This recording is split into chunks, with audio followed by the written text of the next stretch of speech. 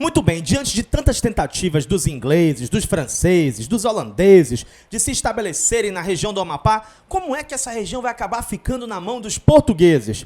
Bom, aí tem todo um processo histórico para a gente analisar. Se a gente for ver, de fato, os portugueses estão se estabelecendo ali na região do Amapá na época da Fortaleza de Santo Antônio, 1688. Ali tem uma guarnição portuguesa, ali eu tenho o estabelecimento de fato dos portugueses ali na região. Mas o que acontece? Março de 1700, poucos anos depois, nós temos a assinatura de um tratado entre Portugal e França, que é um tratado provisional, onde eles vão estabelecer a neutralidade daquele território e vão estabelecer, inclusive, que não deve ter ocupação nem portuguesa nem francesa ali.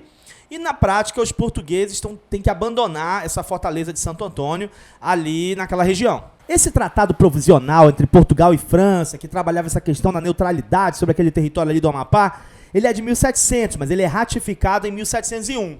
Só que os franceses não cumpriram esse acordo. Eles continuaram fazendo incursões na região. Resultado, os portugueses recorreram, acabaram anulando esses dois tratados, tanto de 1700 quanto de 1701, e apelaram para a Inglaterra. Para a Inglaterra fazer a mediação entre Portugal e França para resolver essa questão de limites ali naquela área. Quando eles vão conseguir resolver isso? 1713.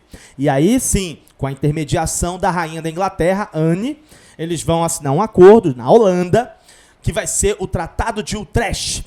E aí nesse tratado, 1713, eles estabelecem o rio Oiapoque como limite entre a Guiana Francesa e o Brasil. Parecia que a assinatura do Tratado de Utrecht ia pôr fim a esses conflitos todos ali na região do Amapá. Mas não foi isso que aconteceu. Alguns setores da sociedade francesa viram esse Tratado de Utrecht como um tratado muito condescendente. E alguns autores afirmam que talvez isso tenha influenciado os governadores da Guiana Francesa. Os governadores seguintes, eles vão continuar determinando incursões na região do Amapá. E isso acontece de forma muito evidente, especialmente na época do governador Claude de Villiers. Né? Minha tradução francesa não é lá essas coisas, minha pronúncia, na verdade. Mas né, no governo desse cara, os franceses continuam fazendo incursões, e inclusive com corsários franceses na região ali do Amapá, e o negócio ficou complicado nessa região, nessa época. E os portugueses não tomaram nenhuma providência quanto a isso? Bom, eles tentavam deter essas incursões francesas no território do Amapá, mas não tinha muito sucesso não. Só quando chegou o governador João da Maia da Gama, que assumiu o comando do estado do Maranhão e Grão-Pará, aí sim essas repressões portuguesas à presença francesa no Amapá começaram a ser mais intensas. E aí eles começaram a fazer não só expedições guarda-costas, no período de 1723 a 1728, como também eles fizeram 4 grandes expedições para tentar deter essa presença francesa ali no território. É nesse contexto que a gente vai ter a fundação de Macapá. Por quê? Os portugueses conseguiram garantir o domínio deles sobre essa área aí entre o rio Oiapoque e o rio Amazonas. Eles voltaram a se estabelecer ali na região em 1738. Estabeleceram em Macapá um destacamento militar e show de bola, continuaram levando. Quem governava o estado do Grão-Pará e Maranhão nessa época era o João de Abreu Castelo Branco.